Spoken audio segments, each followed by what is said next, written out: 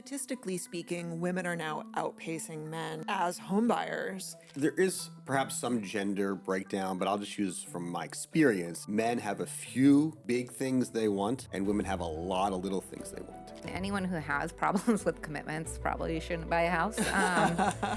My name is Leslie Carr. I'm the host of the Nature of Nurture podcast, and today I'm here talking with some friends about real estate. I'm Ania De Pourbaix of the Ombre Group at Compass, and I'm here at a podcast that I didn't know we had. Hi, I'm Michael Abraham, realtor at Compass, co-founder Ombre Real Estate Group, licensed architect, investor, developer. Oh, and we're going to call this the real estate hot seat for now, and we'll see if we keep that title in the future. I want to talk to you both a little bit about the psychology of home buying, and there are a couple of things that I'm curious about here, but maybe just to kick us off, will you tell me some of the things that you notice as real estate agents in the home buying process in terms of what about it is maybe anxiety provoking for people? What brings up emotions around it? How do people make such a big decision, and how do you help them to make such a big decision? I would say the anxiety a lot is caused by indecision, confidence, for a multitude of processes that start when you commit to a property. I mean, anyone who has problems with commitments probably shouldn't buy a house. But it becomes very real that you are committing to something because it's financially, no one really likes to lose money. So there's a commitment to time, there's a commitment of money, and a commitment of lifestyle. And if you're not sure, you can't picture that perfect day in that house, a lot of times you will start to learn that you're not aligned really to purchasing a particular property. It is so interesting to think about it through the lens of commitment, in the sense that it is a really big commitment to buy a home. You're committing to geography. You're committing, you're making a big commitment to yourself in a lot of ways. Is there anything that you want to add to that, Michael? I can't remember every step, but Ryan Serhant he's a huge agent. There was like the 7 stages of buying a home. And essentially that you get really excited, then you get disappointed along the way. You don't get exactly then you get excited again, then you are frustrated, then you're concerned, then you want to just blow up the whole thing. And you got to keep thinking about the end result. So for me, what I look for is something that's pulling you through the transaction. What I mean by that is, if you're selling a home, you want to know where you're going to go after. Otherwise, you're going to feel very lost. And that could be, we're downsizing, we're upsizing, we're relocating. If you're buying something, like, what does that mean for you? What is that? Is it going to allow for you to grow your family, have a yard, entertain more? Think about the end positive result and almost say, how will you feel in 2 years from now? Because right now you're in the middle of it. It's like being in the middle of the ocean. It's like things are crashing on you. It's uncertain. You got to get past that. And and that's why you have good agents, people in your corner that are going to help you navigate this process. So it's it's stressful, period. I don't care if it's your first home, 10th home. There's an element that you're making a decision. It's never perfect. There's always some trade-offs, but ultimately there's always some trade-offs, right? In that regard, you're always going to have to make some concession. There are people that have all the money in the world, they still have a neighbor they don't care for. or they have someone who refuses to take in the trash can on a street where every home is $10 million. There's always something that will be not perfect. So you have to just kind of think about holistically, where am I going? Are there any differences that either of you notice in the way men and women approach the home buying process?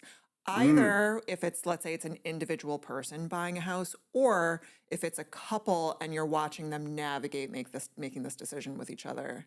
I mean, it's a huge difference. Couples that are purchasing usually have different goals. They're similar, but it comes out in the transaction what the real priorities are. So very, very interesting. From a design background, who's worked with lots of couples with very unique styles that are their own, it's not the complete job of a real estate agent, but a good real estate agent will be able to put together and get everybody on the same page. And like Michael said, of course, it's really never, you're never going to get everything, your entire checklist. You need to pick the top ones. And if it's a couple, you have to allow them to get on the same page, which ones are the top priorities here. Are you often or ever put in a position where you feel like you're the one that's mediating between a couple that's sort of struggling to make the decision together? Yeah, but the way that you pose that question is like we don't enjoy it. I don't mediating in this industry isn't a bad word. We mediate all day. We mediate the contract. We mediate with the other agent on the other side. It's just very, very natural. So yes, I feel like I'm mediating, but I'm doing it on purpose so I can have a closed transaction and I can have everyone on the same page so we don't get days down the road on a deal where all of a sudden somebody realizes that they really don't want something. Yeah. So that's actually mediating is a really positive word in that, because that's our job, really. There is perhaps some gender breakdown, but I'll just use from my experience is that typically men have a few big things they want and women have a lot of little things they want. And what I mean by that is a man be like, a man be like, after he's done at Home Depot, he be coming home, is that I want a place to grill and I want a place to drink scotch. Right. There's really, and then I want a place to watch football.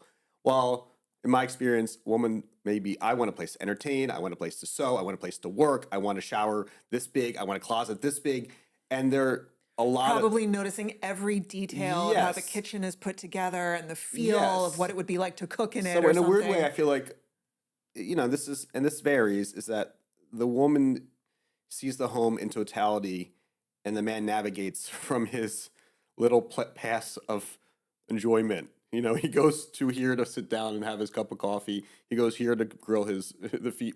So that's kind of what I see. So big decisions. And I do still see a lot of deference to say like, well, as long as so-and-so's happy, typically the wife and I think that what that means is his needs have been met. I have my grill. I have a place to watch television. I have a place to do things I want to do. Everything else, I'm okay living in the world that's maintained by my spouse or partner to a certain degree. And this is not always the case. I see a lot more equality when it gets going. Like, everybody cooks together, everybody child rears together, everybody does a lot together. But that's the one thing I've noticed. Like, someone will say, I need an office. And that's kind of like their one thing. Right. And then beyond that, and I think it's reasonable. Like, if you have too many deal breakers, then there's no deal to be had. So that's sort of been my take on what I've seen so far. And there's always variances. Sure, I mean, I have a significant other who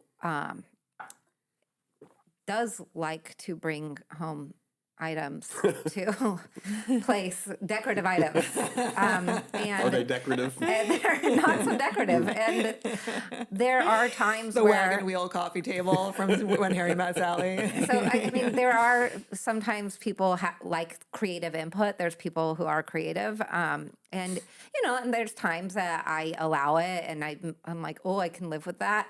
And then there's times I classically say there's only one out of the two people in this room who've actually been paid for their opinions on where design items go. Pulls rank. And I would say it's all in a nutshell. People, there's creative people that's not even masculine or feminine, period. It just depends on who they're trying to work with as a partner. I mean, for design choices. And one of the reasons why this is interesting to me is it's not just about how couples navigate it, because obviously, we're having this conversation in a very like heteronormative way, which is fine. But it's statistically speaking, women are now outpacing men as home buyers.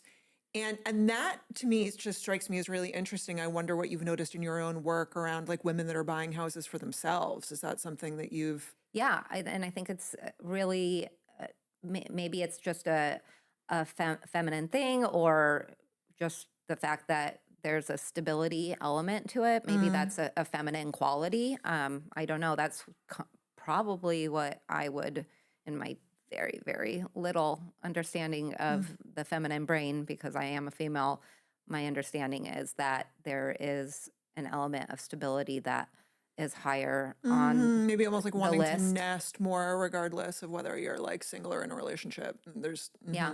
Yeah, especially if it makes sense financially. If you can get into something where you're investing, creating equity, and it's the same price as what you would be paying for rent, it just kind of is a no-brainer. We have lots of clients that are women looking to buy something, sometimes on their own, typically.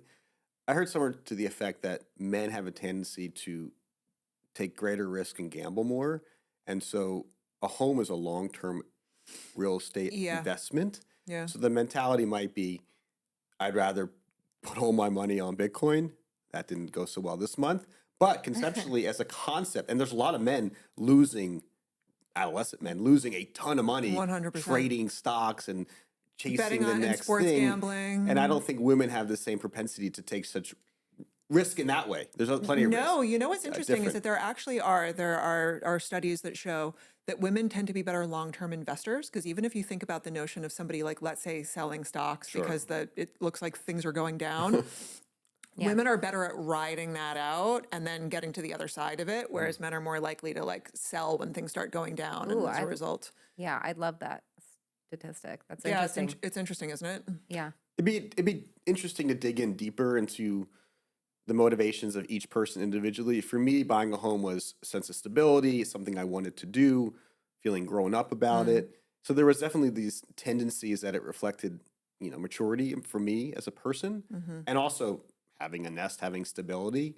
And I think maybe those different drivers than perhaps a woman, but I don't know if they're really different at all. In my experience, it's just a matter of home ownership isn't something you want or you don't want. And I can justify it financially. I can justify it a lot of ways. But in the end, it is definitely a mindset. And by no means is like one better than the other. Well, I can explain why I think one is slightly better. But it is interesting. I think that in most situations, when it comes down to it, both our male and female buyers have the same intention. They're prepared for the challenges. They have the equity. They're willing to make the work and do the kind of the creative process and do the renovations. So it's just a matter of, it's an interesting thing to think about more about. I think we might see more people now buying stuff with family or just partners. Tenant in common is something that's common. Basically, you kind of split something. There are a lot of ways of approaching it. It's tricky. It's very tricky, and I wonder if they've done any real deep research into it. But yes, it's a shifting dynamic.